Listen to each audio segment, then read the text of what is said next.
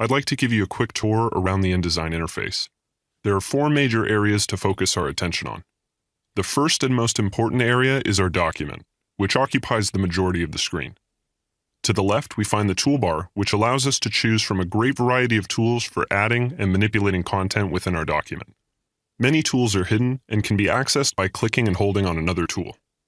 Next, at the top of the screen, we have our control bar, where we get loads of options for changing the attributes of a selected object.